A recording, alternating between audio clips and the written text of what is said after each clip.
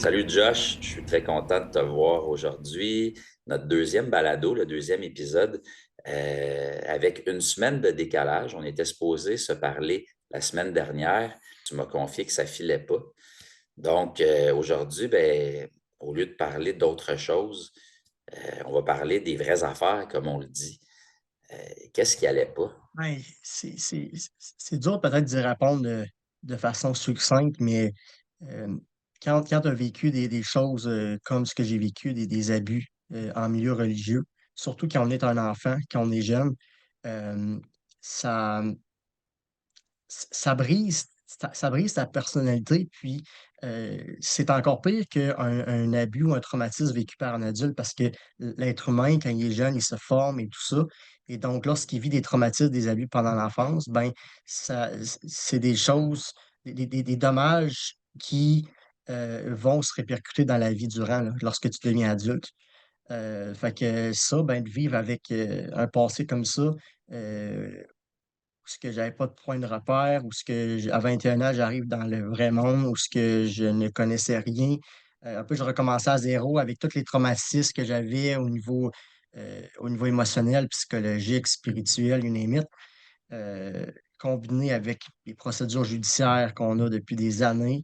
euh, c'est un combat. C'est difficile par bout. Puis, Josh, quand tu dis que ça n'allait pas la semaine dernière, concrètement, ça veut dire quoi? Parce que pour qu'on soit même pas capable d'enregistrer notre balado, ça veut dire que ça t'affecte. Je comprends, moi, parfaitement qu'est-ce que tu vis, mais juste pour que tout le monde le comprenne autant que nous, c'est quoi ne pas filer? euh, c'est comme si le cerveau, il est tout le temps chargé, tout le temps surchargé de pensées, d'émotions. C'est comme si le cerveau, tu sais, il arrête pas il arrête pas de tourner. Beaucoup d'anxiété. Il y en a que c'est plus la dépression. Moi, c'est beaucoup plus l'anxiété. Et lorsque j'ai des pics d'anxiété, c'est là que j'ai tendance à devenir un peu déprimé, désespéré, que je commence à broyer du noir, à avoir des flashs suicidaires. C'est un mélange de c'est de se sentir un peu dans une prison à l'intérieur de soi parce que tu comprends ce que tu vis, mais ça paraît pas pour les gens autour de toi parce que tu as l'air normal. Des fois, je donnais l'exemple, si tu as perdu les deux jambes, les deux bras, les gens vont être comme, ah ben oui, il est handicapé, c'est évident. Et quand tu es traumatisé, que les blessures, les séquelles sont dans ton cerveau, mais que tu as l'air, les gens me racontent, j'ai jamais rencontré quelqu'un qui était comme, ah ben oui, ça paraissait. Au contraire, les gens sont comme, hein, pour vrai, j'aurais jamais pensé. Ben ça, ça, c'est dur parce que tu te dis, je le sais que les gens pensent que je suis normal et je veux être normal et même que des fois, ça a un effet adverse sur ce qu'on vit parce que on est comme, ah ben oui, des journées, ah, ça va mieux, puis je suis résilient et tout ça. Fait que ça amène des fois à un peu sous-estimer les dommages que ça a causé en toi. Alors, c'est ouais, c'est vraiment, c'est complexe. C'est de se sentir des fois pogné, accablé, tu sais, il y a des choses simples de la vie qui peuvent t'irriter, te déstabiliser. Puis, mais tu sais, il faut que tu vives. Tu sais, je vis en société, là, je suis un adulte, j'ai plus 5 ans. Donc tu tu pas il faut que tu vives, là. Tu pas le choix. Il faut que tu comme on dit, tu te bottes le cul et que tu avances. Tu sais, Josh, ça m'interpelle ce que tu dis parce que on a été habitués, je suis certain que tu vas être d'accord avec moi, à jouer un rôle puis à cacher vraiment comment on se sent par la Ouais. force des choses. Puis c'est une façon de faire qu'on a acquise dans l'enfance. Fait que c'est bien imprégné en nous. Alors, on pense que les gens on les dupe d'une certaine façon. C'est pas volontaire, bien entendu, mais on pense que les gens ne le voient pas, mais je suis convaincu que les gens ne le voient pas. Mais en même temps, je pense que des fois, ils le voient malgré tout. Pas à quel point on file pas, mais ça se ressent ça. Quand quand il y a quelque chose qui va pas chez quelqu'un qui a quand même un ressenti développé, cette personne-là va être capable de déceler qu'il y a quelque chose qui va pas. Puis tu sais, tu as aussi ce ressenti-là développé parce que voilà, La semaine dernière, avant que toi, tu n'ailles pas, tu m'avais texté puis tu m'avais dit: «JS, t'es sûr que ça va?» Et tu m'avais dit que tu sentais qu'il y avait quelque chose, tu savais pas quoi, mais tu sentais qu'il y avait quelque chose, tu sais? Oui, puis tu avais raison, c'était pas lié, moi, avec mon passé, cette fois-là. C'était plus lié avec, des trucs personnels, mon travail, tout ça. Ceci dit, où moi, ça m'affecte encore, où j'ai des élans de mon passé qui refont surface, c'est quand on dirait que j'ai l'impression de n'être jamais à ma place, malgré le fait que je sais que j'étais à ma place. Mais il y a des, tu sais, je sais qui je suis, Chris. Je connais mes faiblesses, mais je connais mes forces.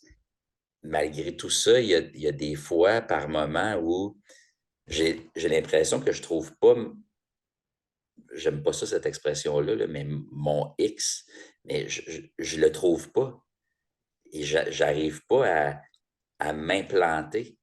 Puis c'est pas facile, je trouve, à vivre ça parce que tout autour, je vois des gens qui réussissent, qui ont une stabilité, financière, familiale, tout ça. Puis je me dis, à l'occasion, je me dis: «Pourquoi pas moi? Pourquoi moi, j'ai pas ça? Je suis si différent que les autres?» Tu sais? Fait que moi, c'est plus là que des fois ça va me chercher, c'est plus dans, on dirait que j'ai pas ma place dans ce monde-là. Puis là, ça peut paraître gros, qu'est-ce que je dis, c'est pas si gros que ça, là. Mais quand ça me prend, cette angoisse-là dont tu parles, cette anxiété-là, si on peut le dire, moi, c'est de cette façon-là que ça se traduit en moi. Juste pour comprendre ce que tu dis, tu veux dire, dans le fond, au niveau de ton estime personnelle ou au Non, niveau de non, non, comment non, les non. gens OK, Non, pas de mon estime, mais j'ai l'impression que, tu sais, je suis un créateur dans la vie, je suis un c'est ça que j'aime faire, puis c'est ce qui me définit. Peu importe que ce soit en art ou en entrepreneuriat, peu importe, je suis un créatif, j'aime ouvrir les portes sans jeu de mots, même si j'ai dû les ouvrir beaucoup, même si c'était pas mon choix quand j'étais jeune, en cognant aux portes à tous les samedis matins, entre autres. Mais j'aime ça, faire ça. C'est ce que je suis, c'est ce qui me fait. C'est là-dedans que je me sens bien.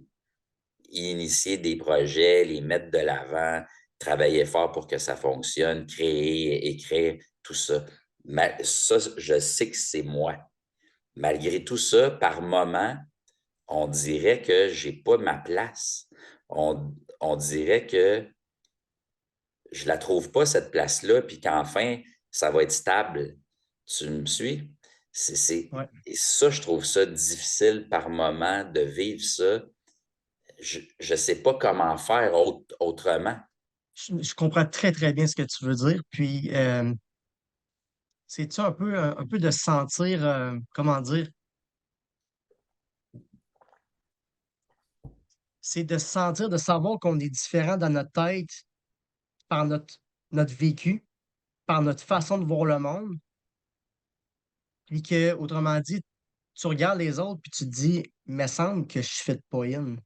Ben, des fois. C'est Oui, oui, au niveau c'est ça parce que mais je pense que je comprends, ce que tu veux dire, puis je vais te partager quelque chose au niveau de moi, mon expérience. Peut-être que justement on va, tu me confirmeras si c'est ce que tu veux dire aussi. Mais tu sais, le fait de moi personnellement, j'ai de la misère à me faire des amis. J'en ai quelques-uns, hem, mais parce qu'on dirait qu'avec mon vécu, surtout des gens de mon âge, heu, c'est quoi les affinités, tu sais, que j'ai? Moi, j'ai des amis qui sont beaucoup plus vieux que moi, puis c'est avec eux autres que je m'entends le mieux. oui. Parce que j on dirait que je suis pas à la même place dans la vie, là. Puis je le sais, puis j'ai fait des efforts, puis j'en ai des amis de mon âge où ce que j'aime ça être avec eux autres, puis être un peu comme rigoler, puis avoir du plaisir, puis un peu s'en foutre, là. Donc ça a été bon pour moi aussi dans mon cheminement, mais je sais que je vois la vie tellement différemment de par mon passé. Puis des fois, ça me cause de la frustration parce que je me dis: «J'aimerais ça être un peu plus innocent». pas que je regrette le passé, tu sais, je regrette pas mon parcours parce que c'est passé pour une raison, mais ça fait de moi que je vois tellement la vie de façon sérieuse, de façon réfléchie. Je pense, tu comprends ce que je veux dire, là? Ben oui, mais ça, en même temps, c'est avoir conscience de la vie. Ça, c'est pas donné à tout le monde. Puis ça, Non. selon moi, ça n'a pas rapport avec notre passé, mais plus à un niveau de conscience élevé qui fait que dans nos réflexions, dans notre regard qu'on porte sur la société, puis ça n'a aucun rapport avec la religion ou des croyances religieuses ou sectaires, mais c'est plus un regard tellement franc, tellement lucide par rapport à la société qu'il y a ce décalage-là par rapport aux autres personnes. Ça se pourrait-tu que, autrement dit, ce que j'ai vécu m'a obligé à me poser des questions existentielles. J'ai été obligé, tu sais, quand tu descends ou ce que tu te dis, bon, j'ai plus de raison de vivre, c'est la mort, Ouais. que tu descends dans les profondeurs de toi-même, que cherches dans la religion, la foi, le sens à la vie, la psychologie, etc. Moi j'ai toujours vu, personnellement, compris que ce que j'ai vécu, c'est ce qui fait qui je suis aujourd'hui et que j'ai été obligé de descendre à ce niveau de profondeur-là parce Ben, de que j'ai vécu. monter. Moi, je dirais de monter à ce niveau de profondeur-là. Oui.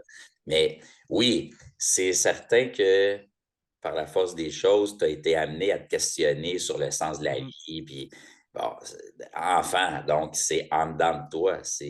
Quand on est enfant, c'est là qu'on se développe puis qu'on forge notre personnalité. Ceci dit, avec l'expérience de la vie que j'ai maintenant, il y a aussi le fait que intrinsèquement, tu étais comme ça.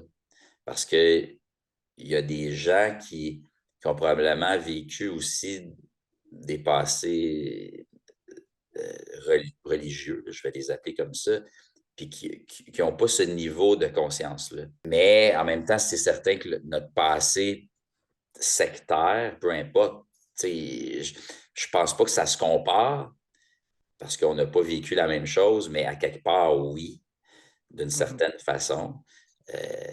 Mais moi, ce que ça m'a donné, ce passé-là, par contre, c'est l'envie de vivre, l'envie au-dessus de tout. Tu sais, il y a des gens qui disent quand ils ont fait face à la maladie, ça leur a donné un élan de vie, puis là, ils ne veulent plus rien manquer, puis ils comprennent l'importance de la vie, puis de chaque journée, puis de vivre au présent. Alors, moi, ce passé-là m'a donné, ben, je devais avoir cet instinct-là en dedans de moi, mais ça a permis de le développer, de le décupler encore plus. Puis je mords dans la vie comme jamais depuis très longtemps. Euh, ça me ferait quand tu disais que tu étais tout le temps, que tu es ami avec des personnes plus vieilles. Moi, je n'ai pas de problème à me faire des amis. Là. Mais quand j'étais jeune et pris dans la secte de ma mère, j'aimais parler avec des personnes beaucoup plus vieilles dans la secte. Ça me permet, je sais pas, il y avait une discussion qui, oui, ces gens-là avaient le cerveau lavé, là, mais j'étais capable d'aller creuser plus profond, on dirait, avec Mhm. certaines personnes dont j'en parle dans mon livre Réveillez-moi, mais un monsieur quand même assez âgé, j'aimais beaucoup parler avec lui parce qu'il ne me parlait pas des témoins, justement. Puis il était capable de discuter de la vie, ce qui me fascinait parce que chez les témoins, la majorité des gens ne parlent que de ça. Mais ils ne parlent pas de la vie, il n'y a comme pas de réflexion, tu ne peux pas échanger sur comment tu vois la vie.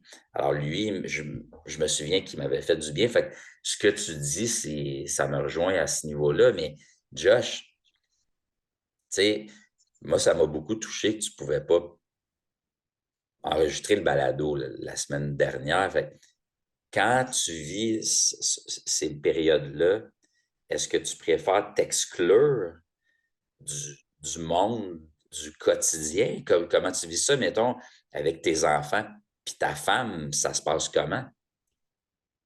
Ben, effectivement, c'est mon réflexe quand je vais pas bien, c'est de m'isoler. Puis je me sens que moi-même, je vais pas bien. Puis des fois aussi, ce qui arrive, c'est que des fois, ça prend du temps avant de comprendre c'est quoi l'amalgame d'émotions qui se passe. Parce que souvent, c'est une boule d'un paquet d'affaires qui se passent en même temps. Puis ben, effectivement, j'ai tendance à m'isoler. Puis ça, mais ça a un impact euh, sur ma conjointe, sur mes deux enfants, parce que je veux dire, juste le fait d'être constamment pris avec des difficultés, avec mon vécu, mes séquelles, les procédures judiciaires, de l'insécurité financière par bout. Tout ça, ben, ça fait que je porte constamment un fardeau. Donc, c'est sûr que ça a un impact sur ma présence, mon énergie auprès des enfants, auprès de ma conjointe. Fait que c'est, j'essaie de faire du mieux, mais c'est quelque chose que je me sens souvent coupable aussi par rapport à ça parce que je voudrais, je me suis toujours juré que mes enfants vivront jamais ce que j'ai vécu. Puis, leur donner, ils vont donner le meilleur. Puis, des fois, je C'est m'en un veux. peu le syndrome hein, que l'on a souvent, puis pas juste par rapport à notre passé sectaire, mais tu sais, dans mon cas, comme je suis un enfant de parents divorcés, je me suis toujours dit, moi, mon fils vivra pas ça. Puis mon fils a vécu ça. Je me suis séparé de sa mère mon fils avait à peine 4 ans, même pas 4 ans. Mais il vit pas ce que j'ai vécu. Puis ça, ma psy me l'avait bien fait comprendre. C'est pas parce qu'il y a des événements qui se ressemblent, qui sont identiques, puis que la personne le reçoit de la même façon. Et ça, c'est important de se le répéter. Et tes Mhm. enfants vivent pas ce que tu as Non, non, vécu. non. Zéro. La même chose pour mon fils. Et mais c'est important qu'on se le dise parce que quand on est dans une période noire ou sombre, ou peu importe comment on l'appelle, même si ça dure que quelques heures par jour, ces quelques heures-là peuvent paraître très longues. Puis Mm. c'est pas facile se sortir de ça, puis de comprendre qu'on n'est plus là-dedans.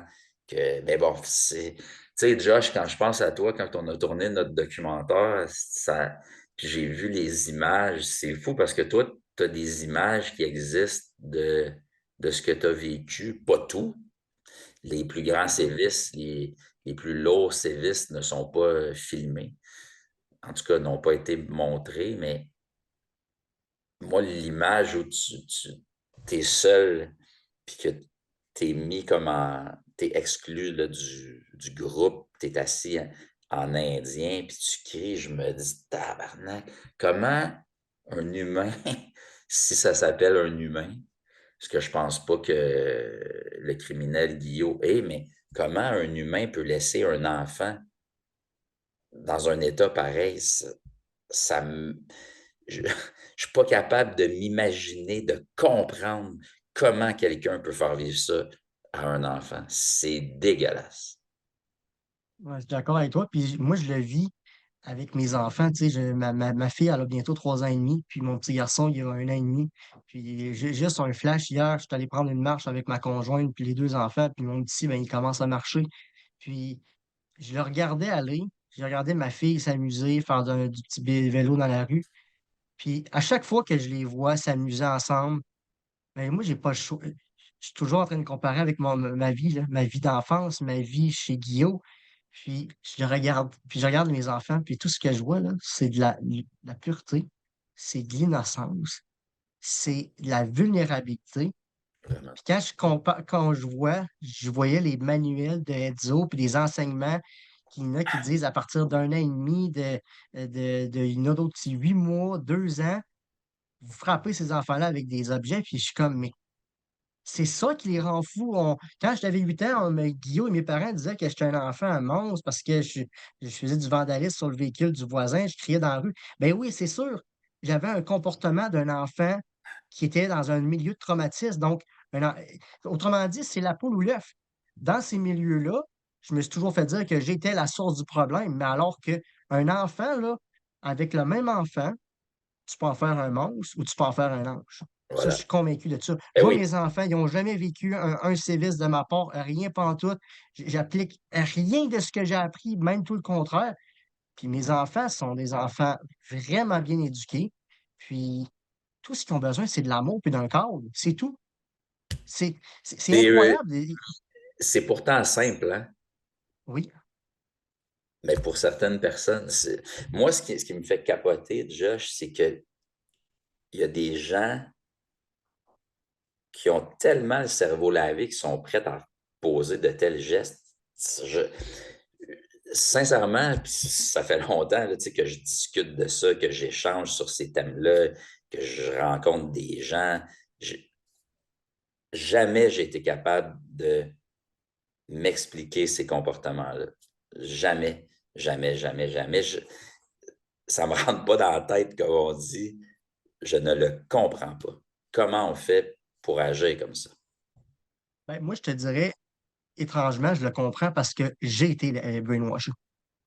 Je sais comment les gens qui sont encore dans la secte à Guillaume, qui sont dans ces milieux-là, comment ils pensent. Ce que j'ai pensé de même. Je suis arrivé à 8 ans, je veux dire, moi, je me suis fait driller à comment penser, comment agir. C'est très pernicieux et ça se fait sur le long terme. Ah, Mais une ça fois que la c'est clair. personne est, puis une fois que la personne est brainwashée, là, c'est très, très, très, très, très difficile de se défaire. Moi, je regarde mon père, je veux dire, je l'ai actionné dans la poursuite individuelle que je pilote pour les civistes qui m'a fait vivre, puis le fait qu'il m'a abandonné entre les mains d'un tortionnaire. Puis, pas plus tard que la semaine passée, j'ai reçu sa défense écrite. Puis, c'est fou à lire, là. Il est la même personne, je lisais ça, puis je me disais, mon père, il va mourir comme ça.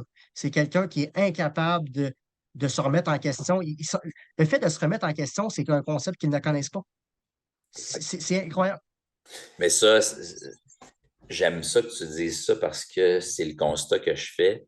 Peu importe de quel secte tu proviens, quand tu es enraciné, endoctriné à fond, le retour en arrière est impossible. Le, le questionnement, se questionner est impossible. Et tu as raison, toujours, les autres ont tort.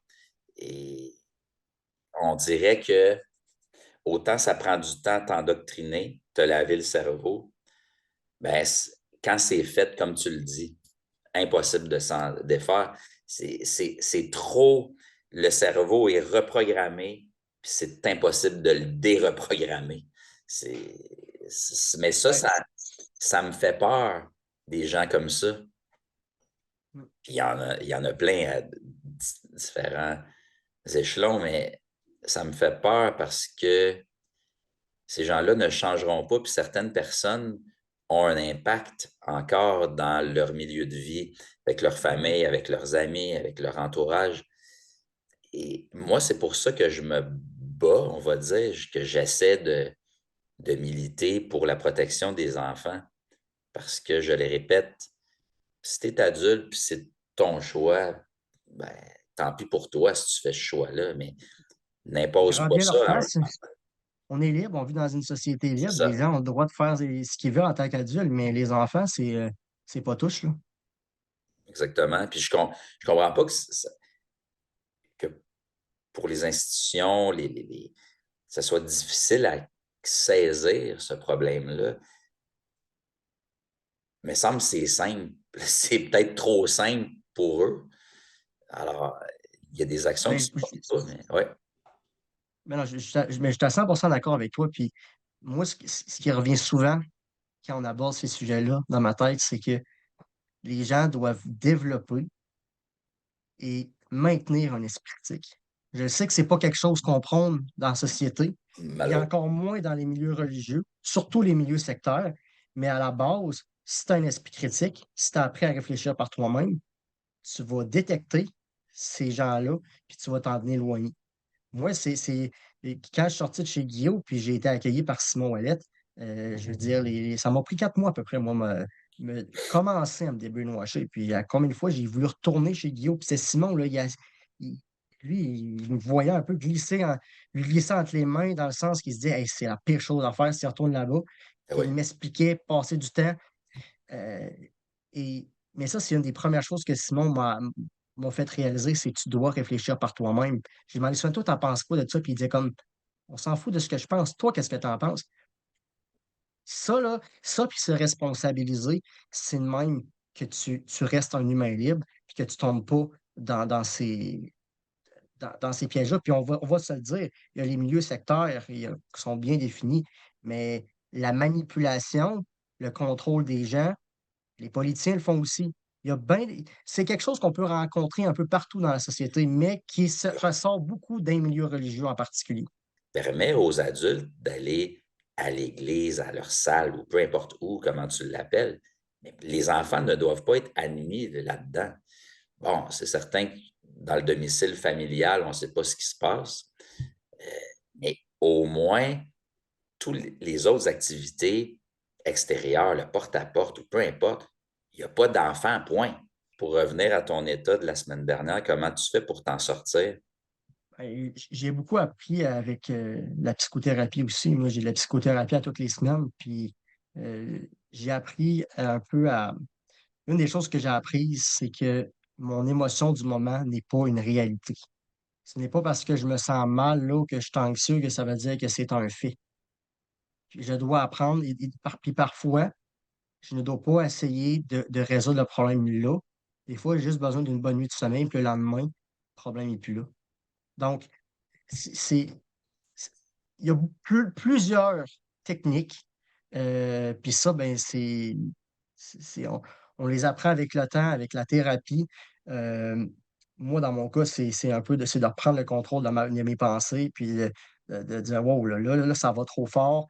Là, arrête de donner du fioul à ces pensées-là, à de l'anxiété», de se ramener. Puis des fois, c'est de dormir, de faire de la méditation, Ouais. prendre de l'air, aller dans la nature. Hem, c'est il faut pas se laisser abattre, il faut pas se laisser aller parce que si tu t'apitoies sur son sort: et là, je ne vois pas bien, puis tu fais rien, ben, ta situation s'améliorera pas, là. Il faut que tu restes dans l'action, puis il faut que tu te responsabilises même quand tu vas pas bien. Même si tu es une victime, je veux dire, c'est pas le monde qui va te sauver, là. Fait que c'est ça, regarde, c'est de prendre le contrôle de ce qui se passe dans notre tête. Est-ce que Josh, des fois, tu as l'impression que tous les combats que tu mènes, en plus de tes propres combats personnels intérieurs contre toi-même, contre tes idées noires parfois, tout ça, est-ce que tu as l'impression que c'est trop des fois? Ah, ben oui, ben oui. Ah que oui. Ah oui. C'est des fois, je me dis: comment où c'est que je puise la force de faire ça?» Parce que, je veux dire, il y a des gens qui ont pas vécu ce que j'ai vécu, puis ils seraient jamais capables de gérer ce que je gère présentement. En fait, ce que je gère depuis des années, ça va faire 10 ans que je suis sorti de cette secte-là, puis ça fait déjà 9 ans, presque 10 que j'ai dénoncé la police. Donc, on dirait que je connais pas la vie normale sans ces dossiers-là. Mais oui, je commence là, tu sais, je suis rendu à 30 ans, puis, heu, je veux dire, à un moment donné, ça va être derrière moi. Je veux dire, j'ai pas perdu mon esprit battant, mais, c'est sûr que, heu, c'est lourd. C'est très lourd tout ça. Mais en même temps, je me dis souvent: «Une chance que je le fais, une chance qu'on le fait, les autres victimes, parce qu'il y a personne. Nos parents sont pas là, la société est pas là, les églises sont pas là». Je veux dire, il y a eu un avant Guillaume, un avant scandale avec les baptistes au Québec. Il va y en avoir un après, puis je peux vous garantir que les choses vont devoir changer parce que il faut plus jamais que ça se reproduise. C'est juste absolument, dégueulasse, là. Ben oui. Tu parles de vie normale. C'est quoi la vie normale pour toi? Ben, je dirais, la façon que je la vois, c'est une vie où ce que je suis pas dans des procédures judiciaires, non-stop, où ce que ma vie tourne pas autour de mon passé, Ouais. où ce que je peux vivre le présent puis focusser sur l'avenir. Oui, je vais vivre avec mes séquelles. Je veux dire, je peux plus travailler, j'ai un paquet de séquelles, mais vivre avec, mais avec un semblant de normalité, là. Tu sais, focusser sur ma famille, aller dans la nature, puis bâtir, quelque chose pour le futur, là. Alors que quand tu es toujours dans des choses-là, ben, tu brasses du négatif tout le temps, puis tu restes dans le passé, là. Cette vie normale-là, Josh, est-ce que ça pourrait être en même temps celle que tu vis en ce moment? C'est ta vie normale à toi. Est-ce que dans le fond, est-ce que vie normale, c'est t'es pas comme les autres sont pas comme toi, tout le monde a aussi son parcours, ses batailles et ben, ta vie Mhm. normale, c'est celle-là avec tes batailles? Est-ce qu'on pourrait dire ça? Oui, mais oui, tu as raison. Oui, effectivement, là, ça c'est ma normalité. Puis, euh, mais tu sais, je pense que j'en ai beaucoup sur mes épaules. Puis, à un moment donné, je veux me libérer de tout ça. À un moment donné, tu sais, il y a tu sais, ce que j'ai appris avec toutes ces procédures-là, c'est que tu peux passer ta vie là-dedans, hein. Tu peux passer ta vie à te battre contre tout le monde. Je veux dire, moi, il y a une belle gang autour de Guillaume qui devrait être en prison aujourd'hui. Mais t'imagines-tu je pourrais faire des plaintes à la police, partir des procès criminels, mais tu t'imagines-tu les années de procédure qui recommencent? À un moment donné, il faut apprendre à dire, OK, j'ai fait de quoi, là, c'est terminé, on tire la plug, là. Fait que Ouais, ça, c'est quelque chose que j'apprends aussi. Parce que, puis, de vouloir un peu être un sauveur, puis mener des causes tout le temps, euh, on ne peut pas sauver le monde, hein. Je veux dire, on peut contrôler ce qui nous concerne, pour avoir un impact, mais il faut savoir s'arrêter aussi parce que il faut pas. T'es pas mieux si tu es en train de te noyer en essayant de sauver les autres, hein. Fait que, exact. ça, c'est un apprentissage que je fais, surtout depuis la dernière année. Ben, je pense que c'est un apprentissage qu'on devrait tous faire, hein.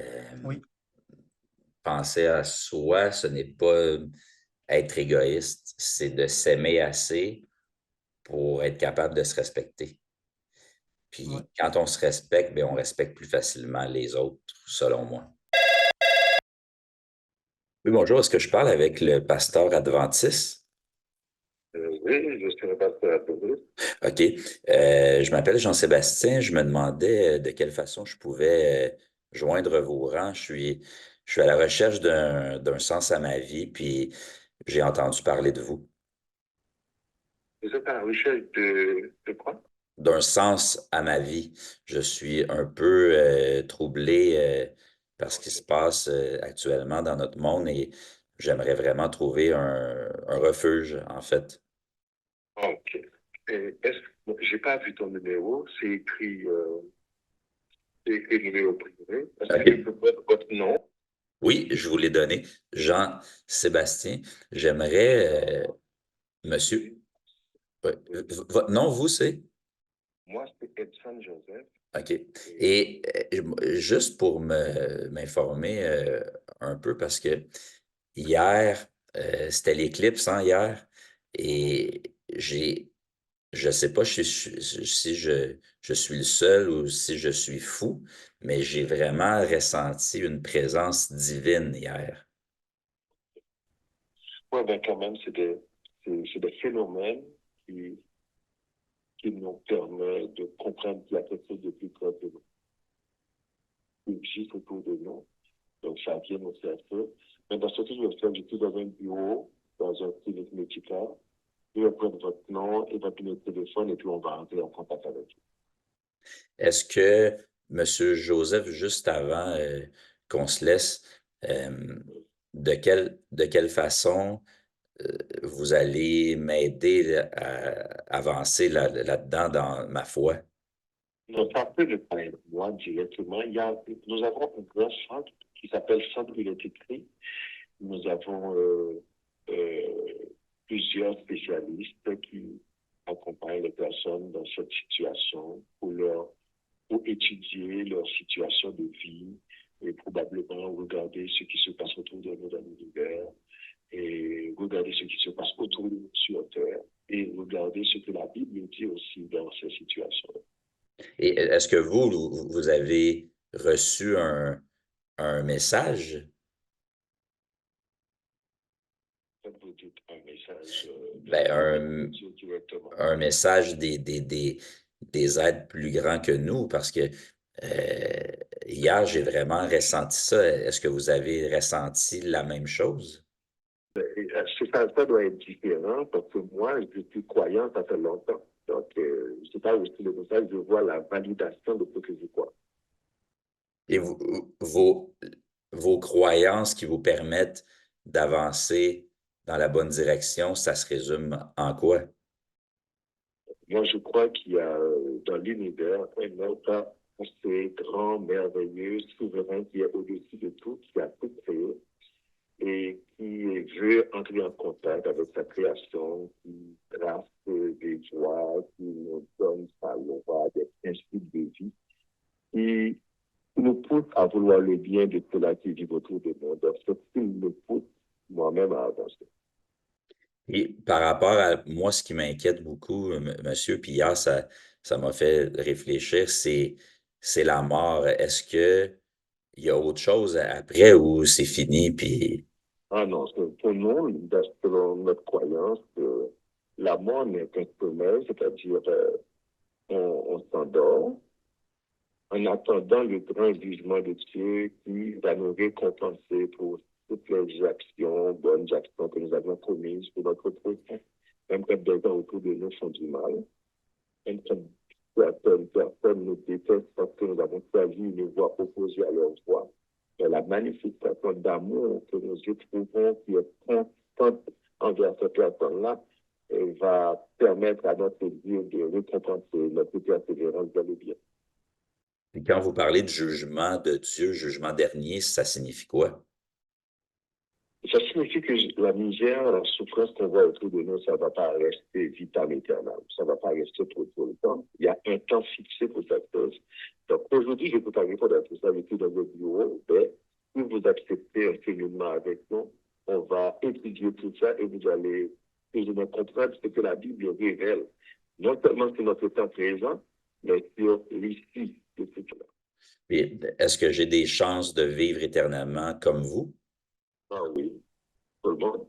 Dès que l'on accepte l'espérance que Dieu donne, tout le monde a une chance de se retrouver auprès de Dieu. Et dernière question, parce que je sais que vous semblez pressé, mais merci de prendre le temps d'aider votre prochain. Euh, Vivre éternellement, c'est qu'on va vivre sur la terre, c'est ça? Selon ce qui est dit dans la Bible, ce n'est pas uniquement sur la terre. La terre, c'est notre habitat, je dirais, notre nid. C'est là qu'on a pris naissance. C'est cet habitat-là que Dieu a préparé pour les hommes.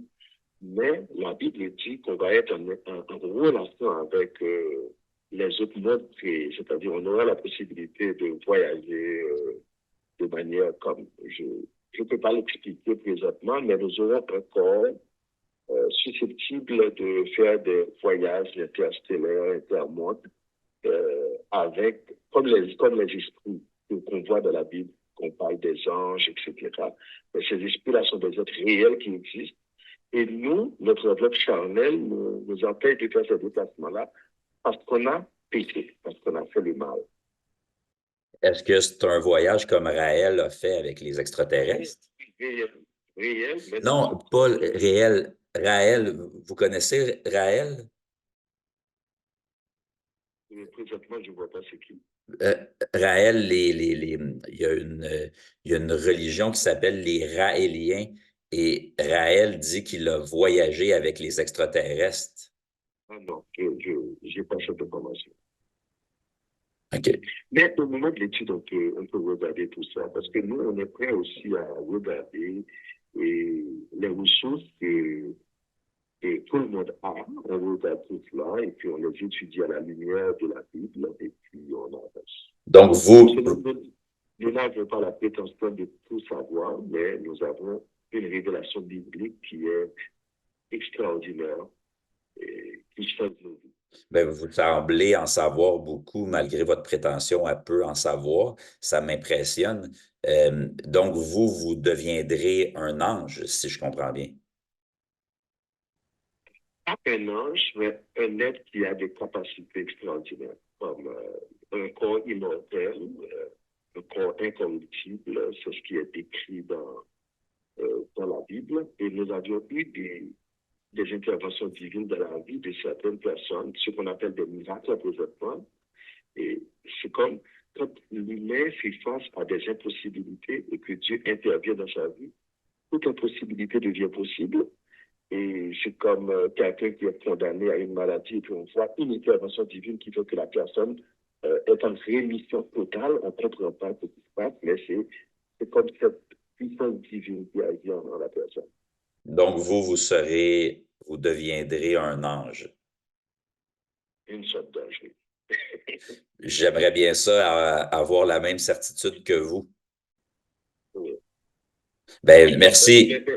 Une fois que l'étude sera faite, moi, je sais que la conviction viendra tout naturellement. Donc, dès que j'adhère à la croyance, je deviens un ange. Donc, tu deviens quelqu'un qui a le potentiel de le devenir, parce qu'il y a un moment marqué où l'on va recevoir ce don-là, lors du jugement final de Dieu. Et c'est quand ça? On n'a pas la date. Mais on a des événements qui nous annoncent sa fin, c'est-à-dire son approche. Ben, moi, j'aimerais ça comprendre comment on fait pour savoir qu'on va devenir un ange au jugement dernier, mais on ne sait pas quand va avoir lieu le jugement. On dit qu'on va devenir un ange, mais on va être comme les gens. Ouais.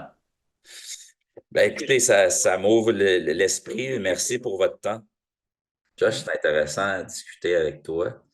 Ça nous fait grandir, puis je pense que ça fait grandir tous ceux qui prennent le temps de nous écouter. C'est un pas à la fois, puis on est capable de le faire de belle façon, ce pas à la fois-là. Merci, Josh. Merci, Jess. Salut. Ciao.